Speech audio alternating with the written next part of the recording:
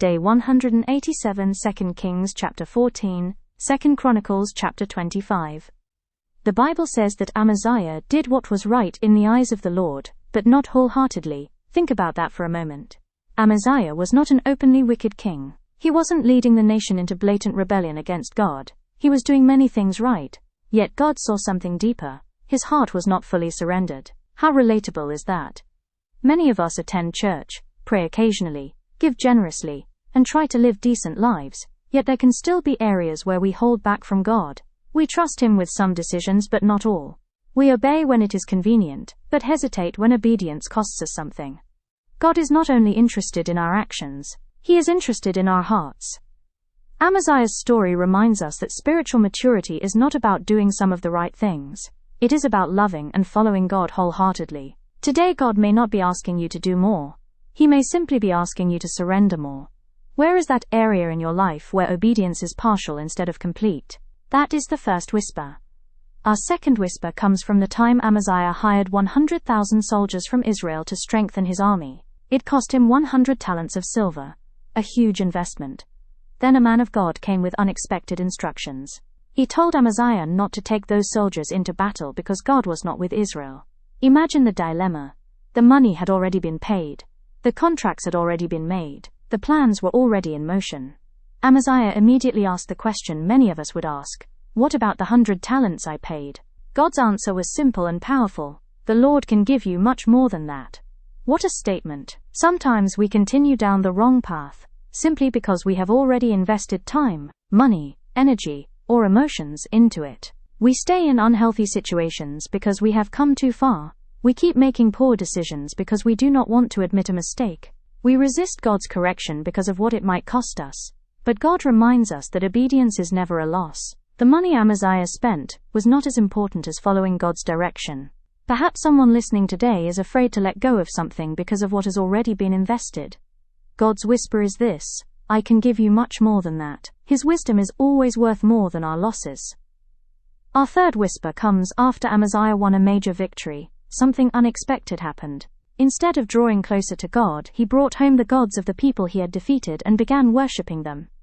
It sounds irrational. Why would someone worship gods that failed to save their own people? Yet pride often clouds judgment. The victory made Amaziah overconfident. Soon he ignored God's prophet and rejected correction. Then he challenged King Jehoash of Israel to a battle he did not need to fight. Before the battle, Jehoash told a story about a small thorn bush challenging a mighty cedar tree. The message was clear. You have indeed defeated Edom, and now you are arrogant. Glory in your victory, but stay at home. Amaziah refused to listen. The result was humiliation and defeat. This whisper is especially important because many people expect temptation during failure, but fewer expect temptation during success.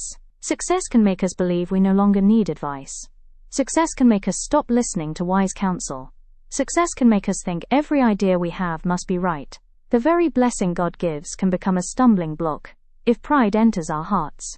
Whenever God blesses us, our safest response is humility. Stay teachable. Stay grateful. Stay dependent on God. The moment we think we have outgrown correction is often the moment we need it most. Our final whisper comes from the overall story of Amaziah in both chapters.